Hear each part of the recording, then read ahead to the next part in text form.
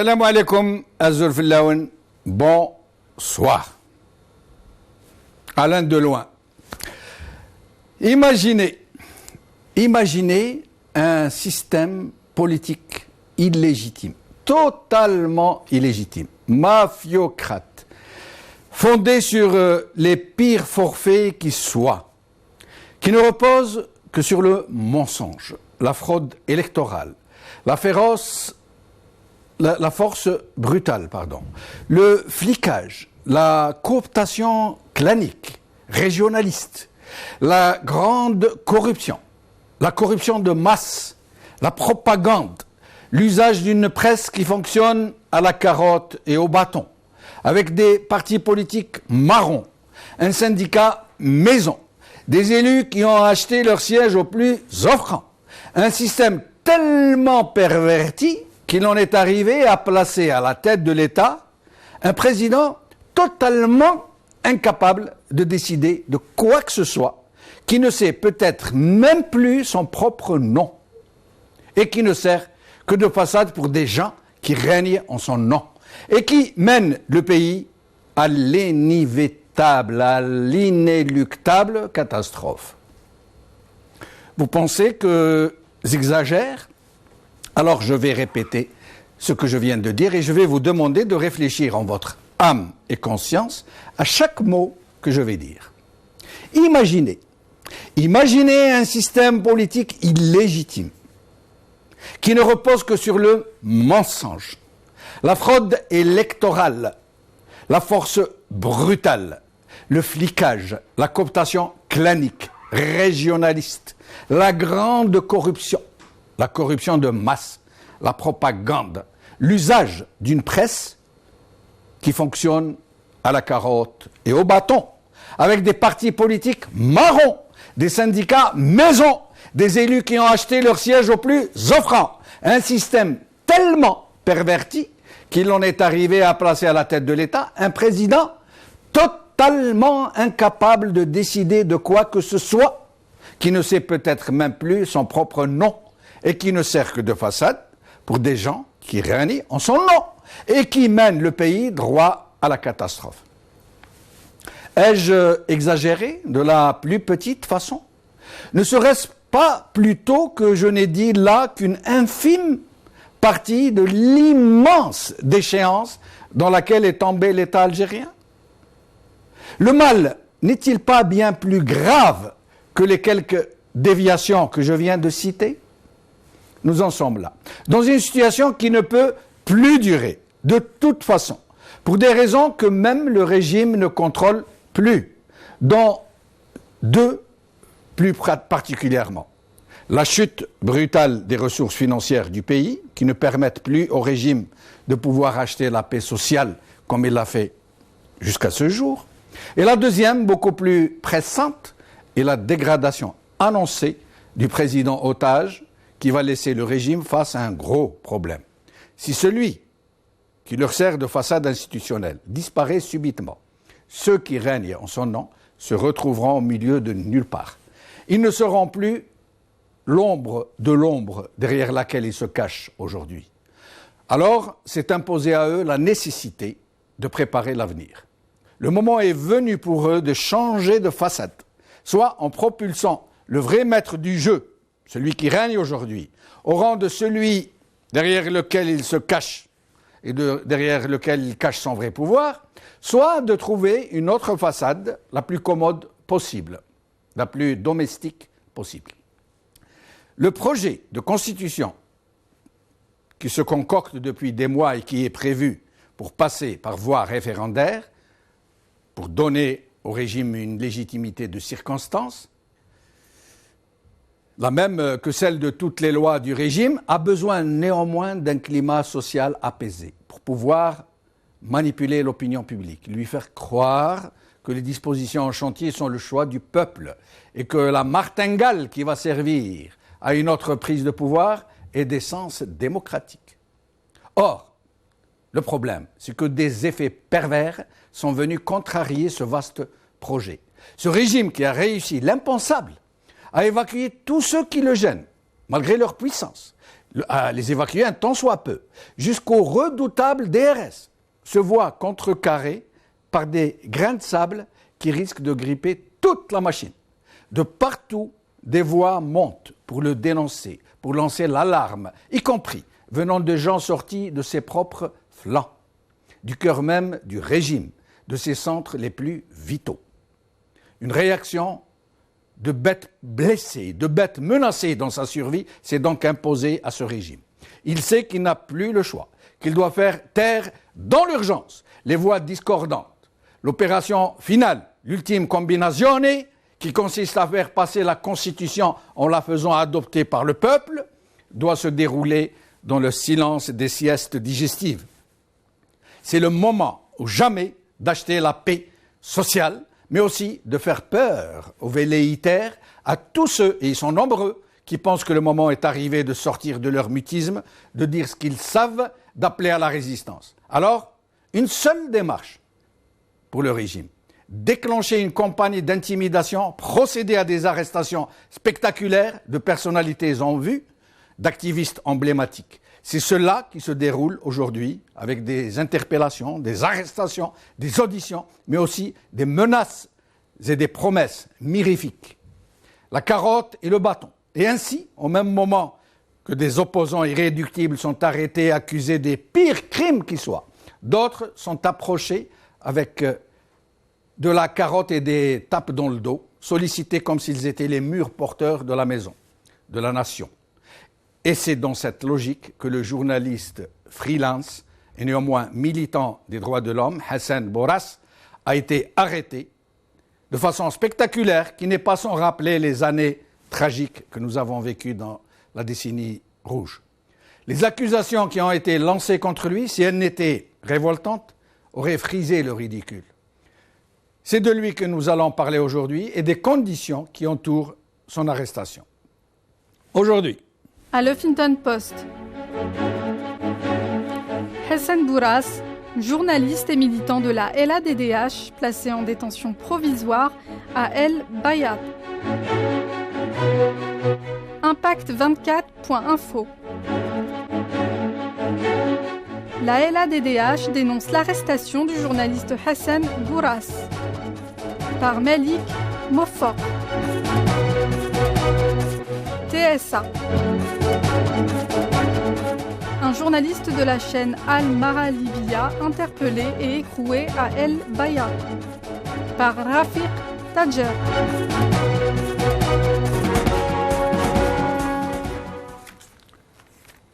Aujourd'hui, avec nous pour parler de l'arrestation de Hassan Bourras, son avocat et néanmoins militant des droits de l'homme, maître Nordin Ahmin. Nous aurions voulu l'avoir par Skype, ça n'a pas été possible malheureusement.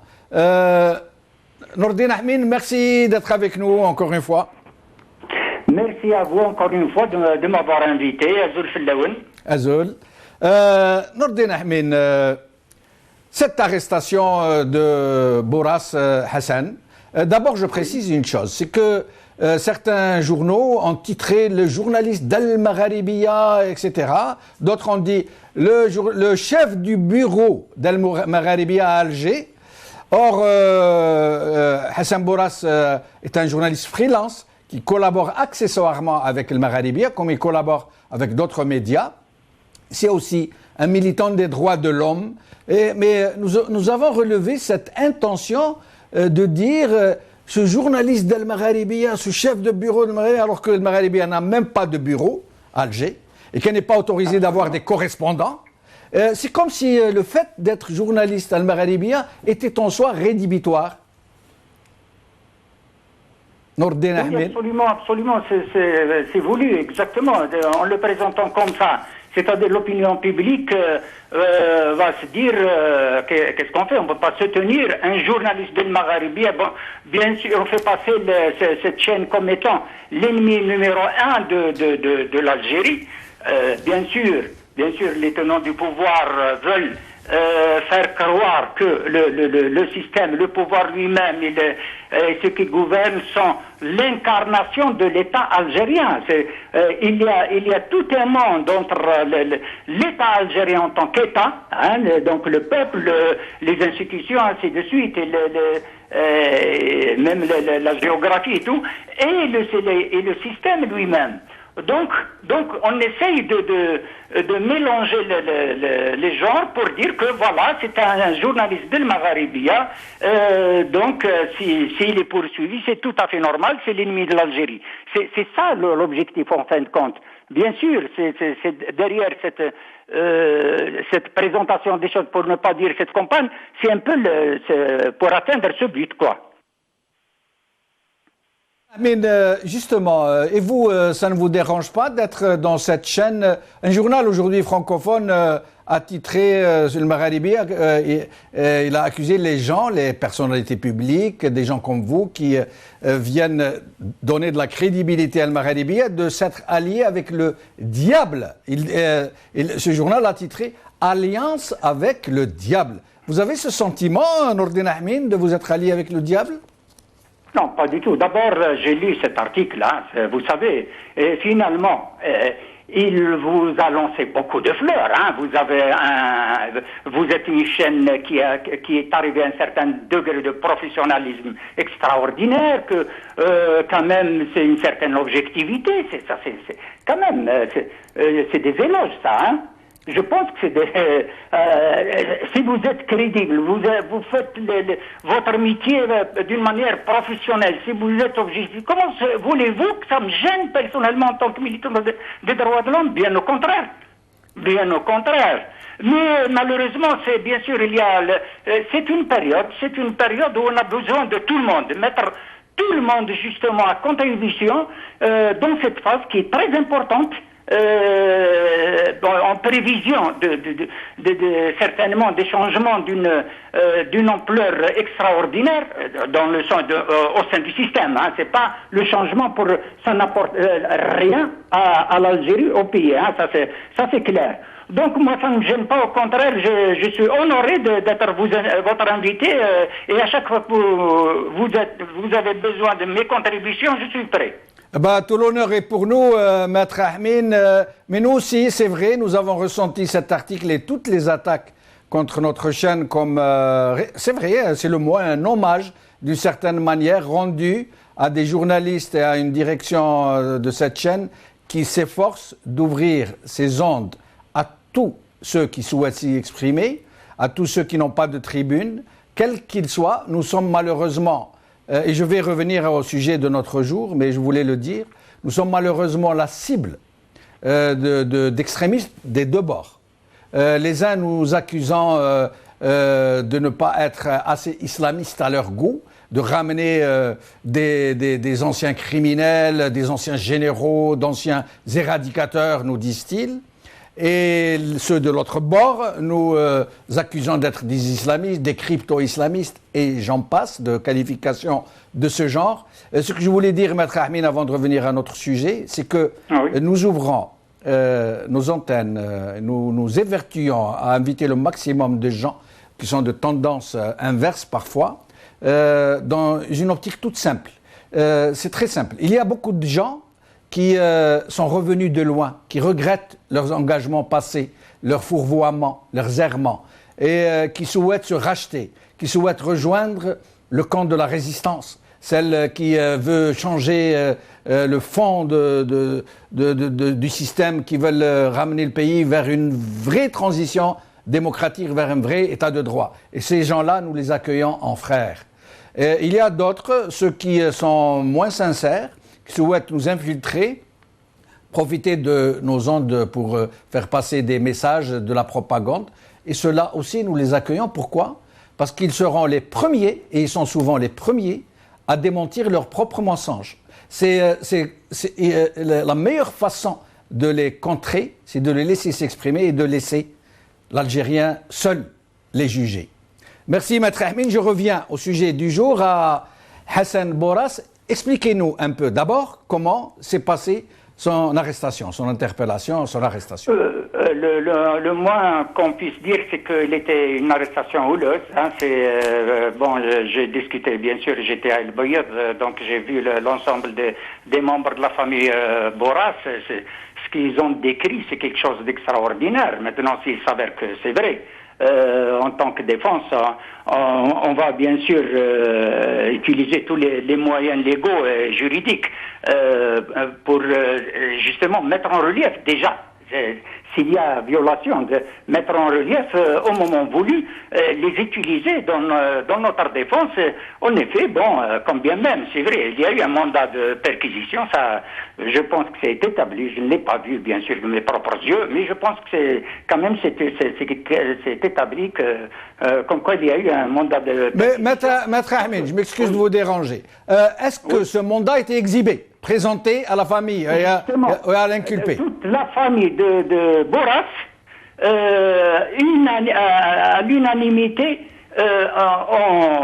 m'ont exprimé qu'ils n'ont rien vu et ils ont justement, même l'une de ses sœurs ou ses deux sœurs, les sœurs de Boras, qui ont demandé, et comme c'est des juristes, ils connaissent quand même les procédures, du moins le minimum de procédures en la matière. On leur a demandé d'exhiber, de leur montrer le mandat de perquisition. Ça n'a pas été fait. Donc il n'y a pas de mandat. Pardon. Donc il n'y a pas de mandat. Qu'est-ce qui empêche de le faire a posteriori? A posteriori, de dire on va faire un mandat après avoir arrêté puisqu'il n'a pas été exhibé. Il n'existe pas légalement. Oui, absolument. Maintenant, bien sûr, s'il n'a pas été exhibé, pourquoi je dis c'est établi, c'est vrai, c'est pas vraiment parce que la question a été posée au niveau du procureur qui a dit que c'est moi-même qui a émis ce mandat, c'est le procureur qui a dit que j'ai émis. Maintenant, moi, je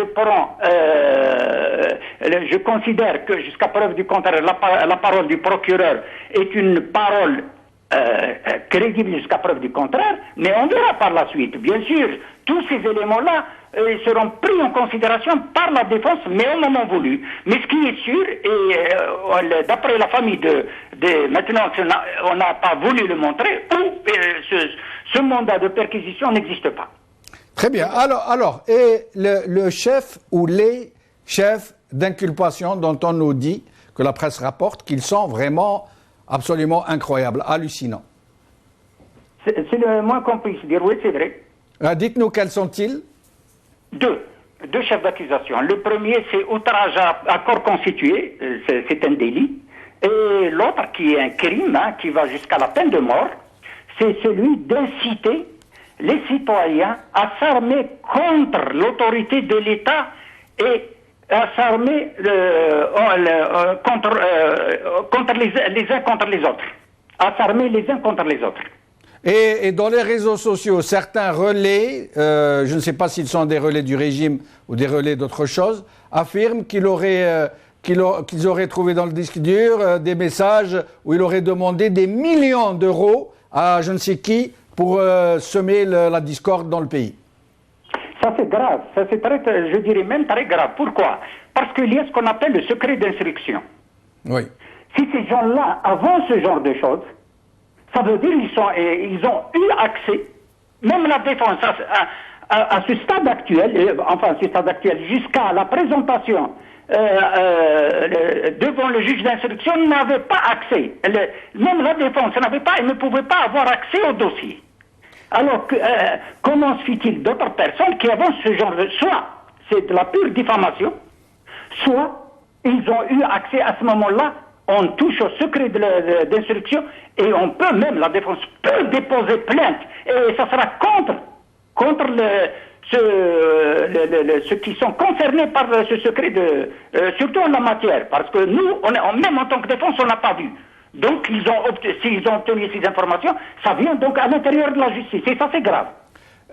Maintenant, dites-nous, Nordin Ahmed, avant que nous n'ouvrions le standard à nos téléspectateurs qui s'exprimeront sur le sujet et qui vous poseront leurs propres questions, dites-nous, qui est Hassan Boras?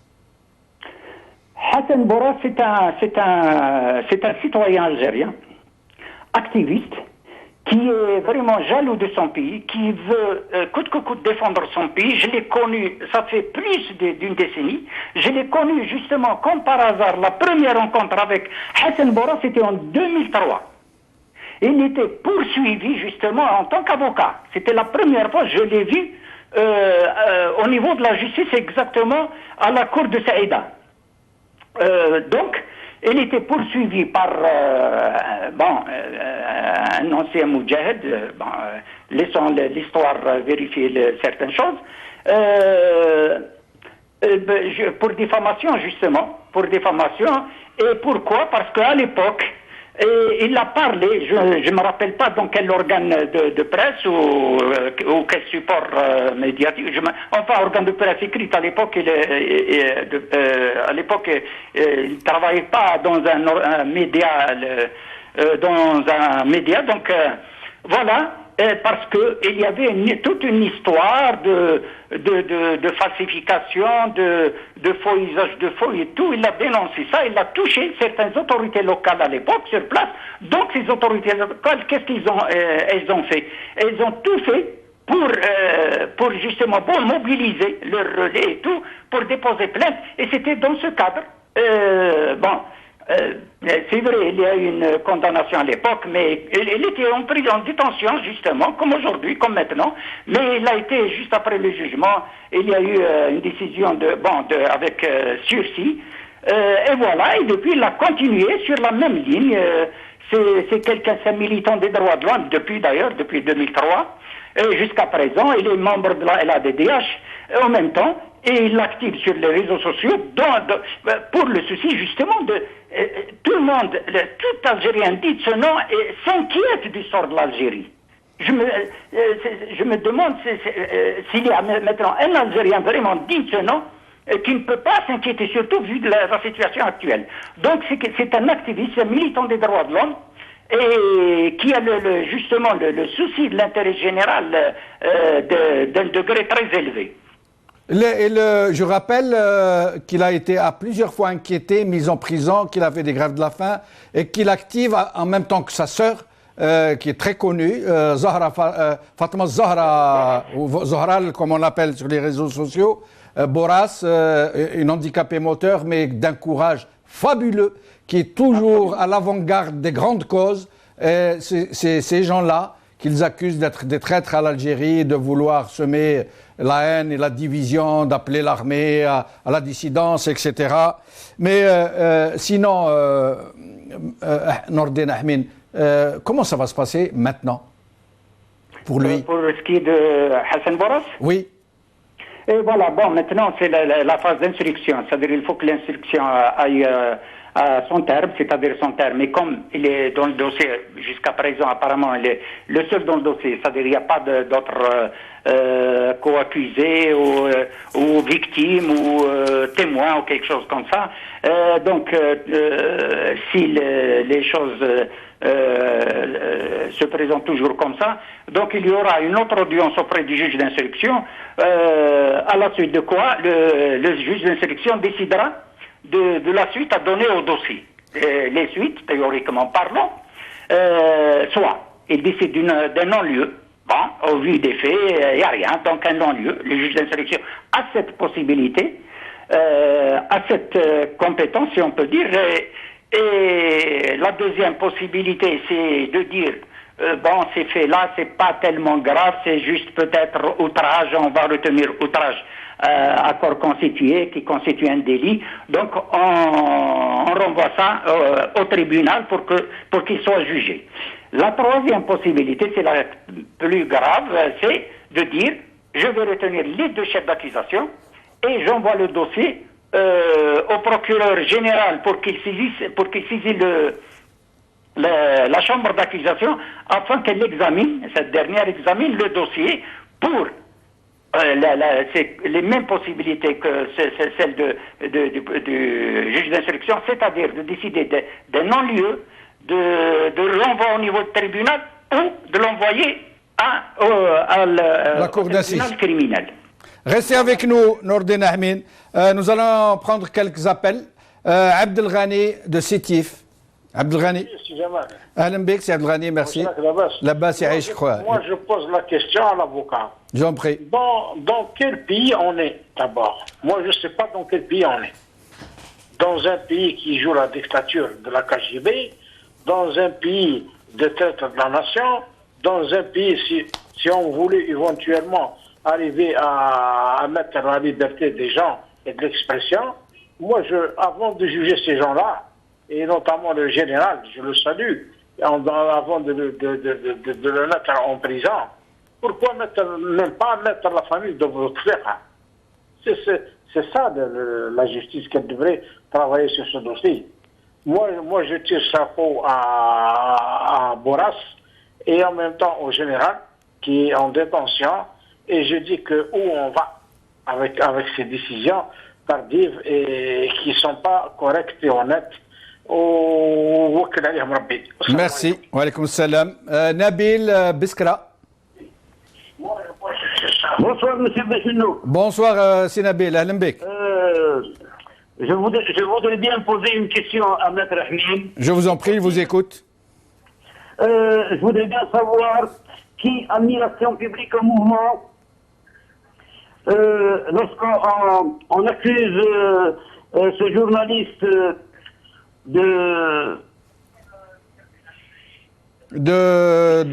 d'outrage à corps constitué et de oui. Qui a mis l'action publique en mouvement lorsqu'on parle de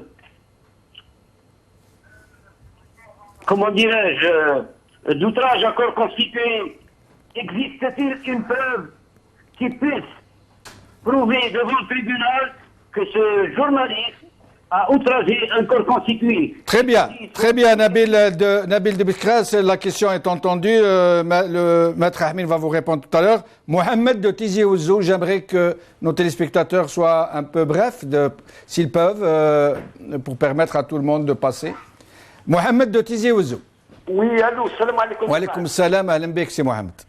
Moi, j'aimerais bien parler sur une chose, sur l'arrestation de M. Boras. Oui.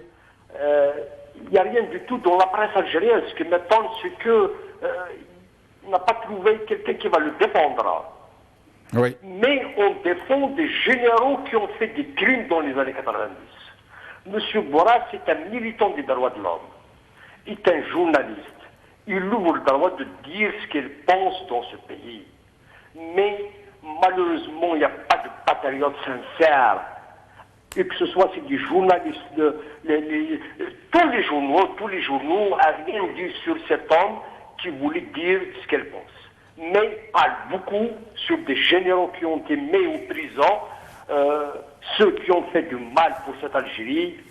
Et c'est gravissime. Où est l'éthique politique en Algérie? Merci Mohamed Salam. Maître Ahmed, je reviens à vous. La question de Nabil de Biskra, qui a engagé l'action publique? Pour le moment, et comme je l'ai dit à chaque occasion, et comme on n'a pas eu jusqu'à la première phase au niveau de l'instruction, l'accès au dossier, donc on ne sait pas actuellement. Il va falloir, et comme j'habite loin, je suis à la droite et le dossier au niveau de l'Bayef, donc une fois que j'ai terminé très tard la présentation auprès du juge d'instruction, donc il m'était impossible d'avoir le jour même accès au dossier. Pour le moment, on attend justement cette possibilité d'avoir accès au dossier pour savoir exactement qui a déposé plainte, et on va le porter c'est de notre droit de porter à la connaissance de l'opinion publique qui a déposé plainte contre Hassan Boras. Alors, une autre question que j'aimerais vous poser moi-même. À votre avis, pourquoi cette affaire, qui n'est pas seule, qui n'est pas isolée, puisqu'elle fait partie, on dirait, de toute une campagne orchestrée d'arrestation, d'interpellation, de menaces, d'intimidation. Pourquoi, à votre avis? Eh bien, c'est lié directement, pour moi, c'est lié directement à la situation actuelle et tout ce qui se trame. Il y a quelque chose qui bouge d'une manière extraordinaire et d'une vitesse hallucinante. Hein. On sent qu'on est en train de faire vite, d'aller très très vite, pour justement arriver à tout un scénario qui est déjà prêt. C'est tout un scénario qui est déjà prêt. Il reste à le mettre en pratique au moment voulu. Et comme d'un moment à l'autre, pratiquement même aujourd'hui, on n'a pas de président. On est en train, c'est le pire des crimes qui est commis contre les Algériens, contre l'Algérie. C'est terrible ce qu'on est en train de faire à ce pays-là. C'est pas possible. Donc, ils savent très très bien que cette situation ne peut pas durer. Et il faut coûte que coûte trouver bien sûr des palliatifs, donc des solutions de rechange. Et en même temps, le système est arrivé au vieillissement au point où il faut le changement au sein du système. Hein. C'est pas au sein de malheureusement, ça ne concerne aucunement l'Algérie, ça ne concerne aucunement la société algérienne. Donc au sein du pouvoir, cette phase-là d'après Abdelaziz Bouteflika, qu'il faut mettre en place, et comme vous l'avez, j'ai entendu tout à l'heure, votre explication, c'est très juste justement de dire qu'il y a tout un dispositif qui est certainement prêt, et toute voix discordante, il faut la mettre hors d'état de nuire. C'est ça exactement. Pour moi, je suis convaincu, c'est dans cet esprit, dans cette optique qu'ils sont en train d'opérer. Restez avec nous, maître. Makhlouf de Tizi Ouzou. Bonsoir Jamal, bonsoir à vous tous et à votre invité, Maître Ahmin. Merci. Avant de rentrer dans le vif du sujet, je voudrais bien condamner l'article d'aujourd'hui. Je lui dirais à l'auteur de ce titre qu'avant de purger les autres, il faut se purger soi-même.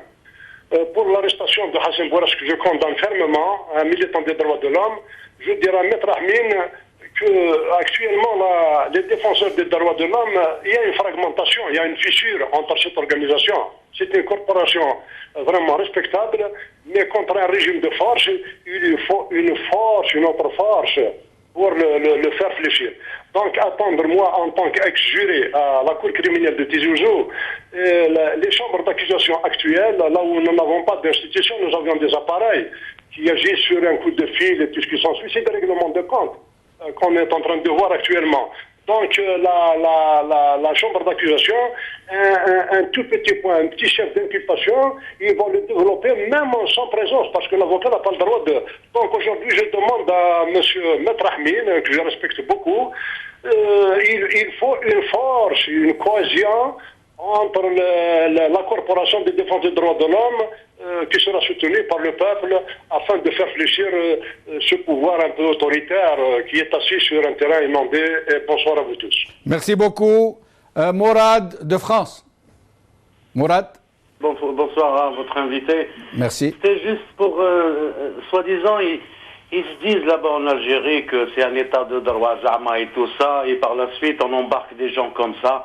Fait واحد في l'autoroute, واحد يزموا عليه في الدار, ni mandat d'arrêt, ni rien du tout, ni dépôt de plainte. يقول لك حتى من بعد on va voir. حتى يتليفوني ولا من الجماعة يقول لهم واش تحطوا لهم واش تحطوا لهم. Et ça c'est pas logique. Et ça c'est une question à votre invité justement, l'avocat Monsieur Mehdi, c'est ça?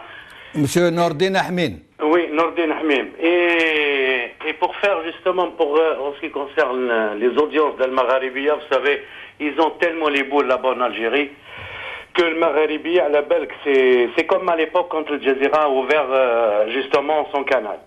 Donc ils ont les boules, et quand on appelle les chaînes algériennes là-bas, le Yetima, c'est pas pour rien, croyez-moi. Hein. Et la deuxième chaîne après le Magharibiya qui est regardée, c'est celle de Samira. Vous voyez celle où ils diront fiha tabri, tout ça, et la cuisine. Et voilà, c'est juste, je voulais intervenir en ce qui concerne comment on appelle le journal L'Expression qui bombarde justement le Magharibiya. Je trouve ça dégueulasse de leur part.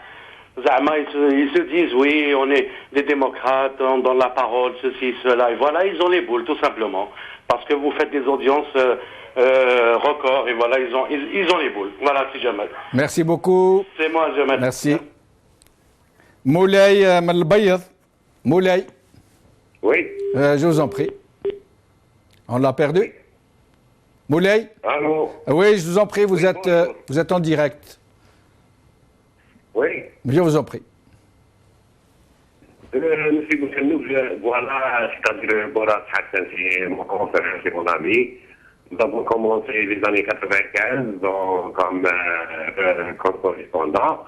Il était correspondant de RAI et moi j'étais correspondant de l'Ouest Tribune. Oui, oui. Concernant l'arrestation Hassan, c'est pas la première fois, c'est plusieurs fois. Hassan, c'est un militant qui a participé à tous les moments et a joué avec les pauvres, les gens diminués. Il a fait entendre tout le monde. Il était victime à plusieurs reprises d'une agressivité très dangereuse. La dernière fois, il était condamné. Il a même passé quelques moments en prison. La dernière, et plus que ça, il était toujours victime d'un système qui est injuste. Allô? Oui, oui, je vous écoute, nous vous écoutons. Hassan, il était toujours victime d'un système injuste. Tout le monde, nous avons créé une petite cellule de crise concernant. Il y a quelque chose qui me met beaucoup de cœur, c'est-à-dire la presse locale. Je dirais même national, ils n'ont jamais suivi Hassan, sauf qu'une seule fois. Et je tiens tout d'abord à dire ça à Hadi Hazam, qui s'était inquiété pour le général, qui a oublié son confrère. Merci, Moulay, je suis obligé de vous interrompre. Saïd d'Ain Melila. Shahid. Oui. Shahid d'Ain Melila. خويا جمال. نعم. مساء الخير. مساء الخير، اهلا بك. اخي هذا النظام هذا الريجيم هذه تاع الديكتاتوريه هذه ما تخلي حتى واحد يخدم نورمال هذا. وي. لازم لها حل ساحه ولازم القوه يحكموا بالقوه يروحوا بالقوه. وي. وي. وي. هذا لا اخي جمال. أنا نسمع فيك سعيد، نسمع فيك. بارك الله فيك. يسلمك. هذا النظام هذا لازم يتنحى بالزرع هذا. المعامله معاه بالقوه، هي ناس حاكمين بالذراع لازم يتنحوا بالذراع يا اخي. ايه بصح احنا ماذا بينا ما نوصلوش للعنف، ما ذراع هذا نخليوه على جهه، ما نتكلموش عليه. خويا جمال تعامل مع ناس عقال. نعم. لا شاف واحد يقعد عاقل تعامل معاه بالعقليه، بصح هادو مجرمين. صح، بصح تصور باللي الناس خاوتنا اللي مدايرين باش يحميوهم هما غدوه يبطلوا يقولوا احنا ما نحميكمش ضد شعبنا، نحوزوكم انتم. هذا هو الشيء اللي نطمحوا اليه. Nous tendons à ce que nos frères des services de sécurité des forces armées rejoignent le peuple contre la mafiocratie. ستي اسلام صافي 60 ans وما يحكموا عرفناهم. بارك الله فيك خويا صدوقي على كل حال. خويا سعيد شهيد باردون. صدوقي معنا. صدوقي. الو صدوقي اهلا بك. وي مسيو جمال بونسوار. بونسوار.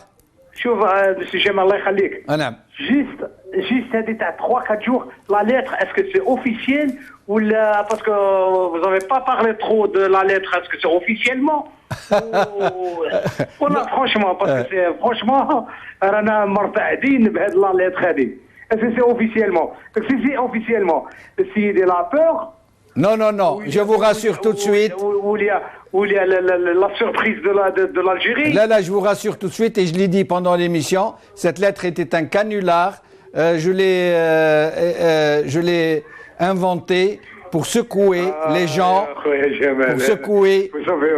Voilà, c'était un jeu de rôle. Et je vais vous dire quelque chose qu'on nous a appris. Cette lettre a semé une véritable panique au sein même du régime. Il y a même des ambassadeurs qui ont appelé à la présidence, dans les ministères, pour dire est-ce que c'est vrai.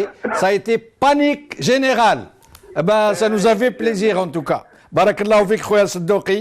معنا عمري من باتنا, si j'ai bien prononcé le nom. فقدناه عمري. ولد بلادي من باتنا مسكين الله غالب صحيبي. Maître Ahmed, je reviens vers vous avant de rouvrir à de nouveau le standard.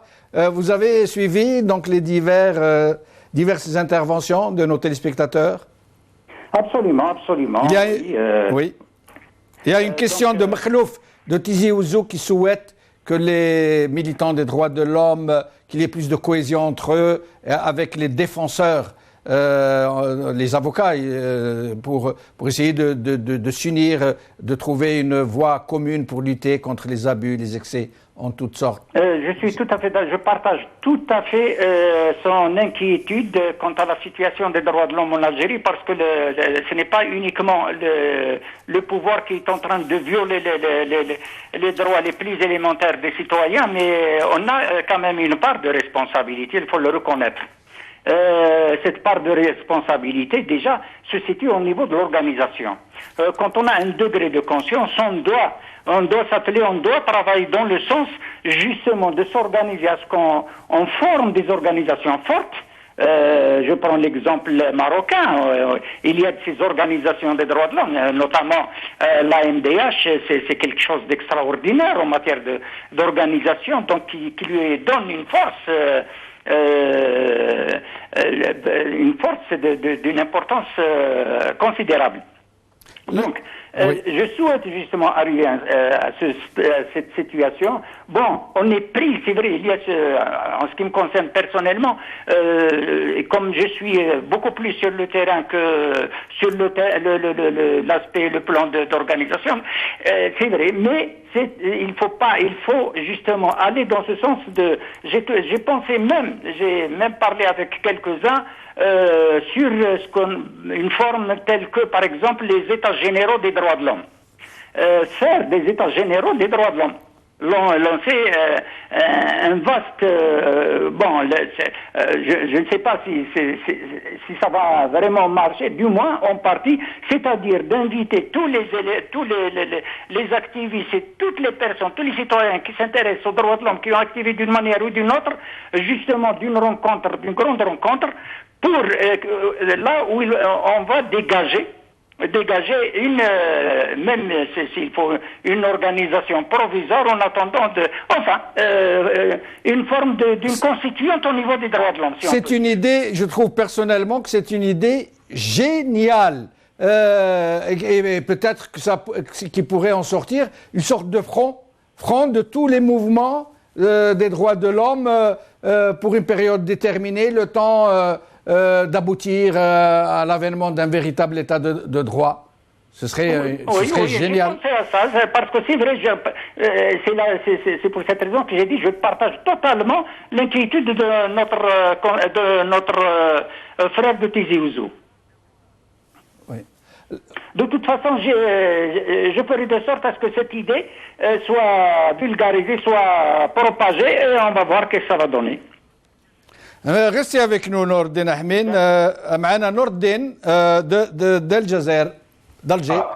خويا كاين العجوزه عندها مرض السرطان في لا فيزيكيل ومن قرب الكبده. ما فهمتكش، تقدر تعاود؟ كونسير دون لا فيزيكيل بيليير. هذه الوالده سرطان. نعم، سي فوتر مير امك، يعني هذه الوالده. فوالا عجوزه مسكينه. ربي يشفيها ان شاء الله. ايش تكون؟ نعم، انا نسمعوا فيك، تفضل. قلت لك الدواء تاعو اللي نديروا لها ولا؟ يعني حبت دير نداء ولا؟ دير نداء. تفضل دير نداء تاعك. ندير نداء، اسكو واحد يعاونني كيفاش ندير يعاونني فيها، ندير عمليه جراحيه ولا ماشي، ولا يجيبها لفرنسا ولا كذا ان شاء الله. مد العنوان تاعك واسمك. قدور حسين نور الدين. الادريسه، العنوان. قدور حسين نور الدين. والله الهاتف تاعك. قدور حسين نور الدين. D'accord, barakallahu fik, c'est Nordin.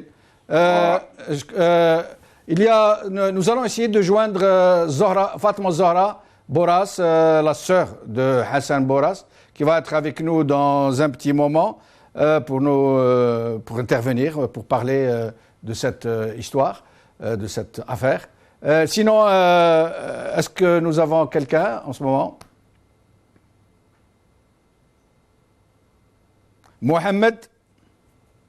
Mohamed, تفضل. الو السلام عليكم. وعليكم السلام ورحمة الله. محمد منين من فضلك؟ باريس. باريس، تفضل سي محمد. مسيو محمد بن شنوف خويا، انا راني عندي ليك ان غران ريسبي. ربي يعيشك. نحترمك بزاف، وراك انت انسان اللي نورمالمون تعطي المثل. وي.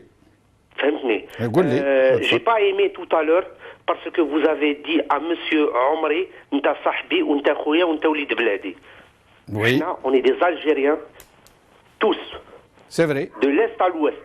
لا شوف سامحني برك نقطع الكلام ونعاود نرجع لك الكلام. عاودني شوف. سامحني. تفضل. مسيو بن شنوف. مسيو بن شنوف. نعم. Monsieur Benchenouf, écoutez-moi 2 minutes. لا نسمعك تفضل. Là, vous êtes en train de essayer de rattraper ou de corriger quelqu'un d'autre.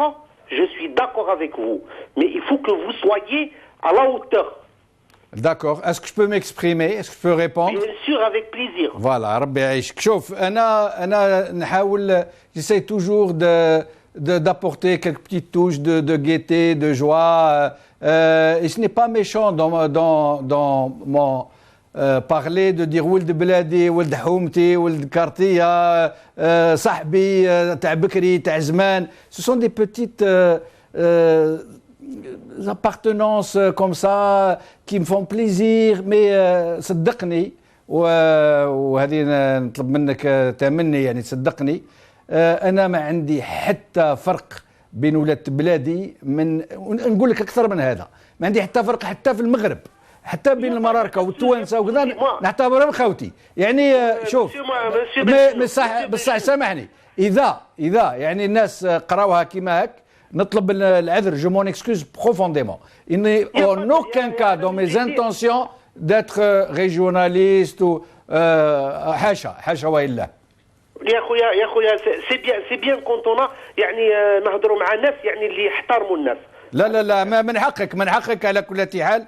Je vous respecte, je respecte votre position et je m'excuse si j'ai choqué quiconque alors que dans mon intention c'est vraiment positif. Il n'y a rien de réducteur, il n'y a rien de régionaliste. بالعكس الشديد. بارك الله فيك على كل حال. Merci. معنا زهرة فاطمة الزهراء بوراس. زهرة merci d'être avec nous. Merci. مرحبا بك زهرة. Merci, je suis très contente de vous entendre comme toujours. يا ربي يعيشك اختي.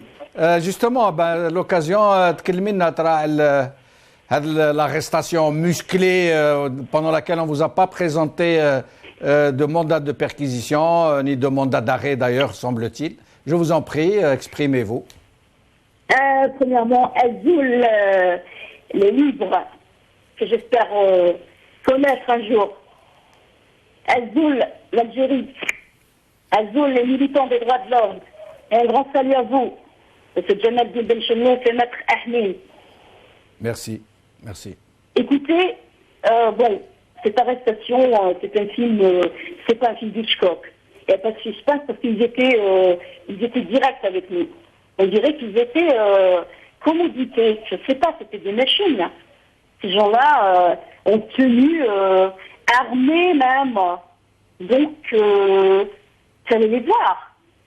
Et ils sont entrés comme ça, directement. Ils ont tout balancé. Ils m'ont même poussé et frappé. Et a commencé à utiliser un langage vraiment très violent et très vulgaire. Voilà. Donc, c'était une opération que je lance ce message à M. Lehamel. Vous avez formé des je sais pas moi, des machines, des terminators. C'est quoi ça? Mais qu'est-ce que c'est que ça? Et quand même, quelque chose qu'on appelle un respect à l'être humain. Vous avez musclé des Schwarzenegger contre des personnes sans armes, premièrement, contre des militants des droits de l'homme, deuxièmement, et contre des personnes handicapées, y compris moi et ma deuxième sœur juriste qui est même handicapée. Ok? Oui. Donc cette arrestation, elle était illégale. Monsieur Benchenouf, comme l'a dit Maître Ahmed, on n'a pas vu de mandat d'arrêt. On n'a rien vu. Je n'ai rien vu. même le détenu, l'accusé, malgré lui, moi, je dis que mon frère, je ne le défends pas par sentiment, mais il n'a même pas lu, on n'a eu aucune pièce, on n'a rien vu. Ils n'ont pas édité, verbalement, ils étaient en train de dire, non, allez, ça y est, fouillez là, et menotez-les, dis-leur les menottes, c'était leur langage, ils étaient durs. Et un pistolet, je ne sais pas comment on appelle ça, neutralisant, sur sa poitrine, mon Dieu, c'est ça. Et ils étaient une vingtaine, M. Benchenouf, une vingtaine d'hommes, alors là, c'était pas des hommes, c'était des terminateurs pour moi. Et je ne sais pas comment peut-on reprendre et rendre cette phobie comme ça. Une phobie. Zahra, Fatma Zahra, oui. Il ne nous reste plus beaucoup de temps. J'aimerais que, si vous avez un appel à lancer... Oui, je voudrais ajouter une petite chose. Je vous en prie. Boas a commencé à militer dès son jeune âge. Oui. Avant, depuis 94. Depuis 94. On a commencé, on était 3. Il y avait lui et ma deuxième sœur, Khira, et moi. Avec Ali, c'est à l'époque de Yahya Benoît, jusqu'à nos jours, et on continue. Et je voudrais aussi dire, aujourd'hui, on lui a privé de sucre dans la maison d'arrêt. On a tous privé de sucre, même, ça fait 5 jours qu'il est en grève de la faim, et il est privé de... tellement à la maison d'arrêt. Moi, je ne l'ai pas vu, mais il était très, très fatigué. Alors, comment priver un détenu des droits de l'homme de sucre et de sel? Mais c'est catastrophique, monsieur le Hamel. Je sais. Écoutez, vous qui avez étudié ce que c'est les droits, comment? Oui, je vous en prie. Oui. Il faut contrôler les maisons d'arrêt, monsieur Hamel et Loh. Il faut contrôler. Et monsieur Hamel, il faut corriger vos éléments. Ne les acharnez pas aux militants des droits de l'homme. C'est une honte.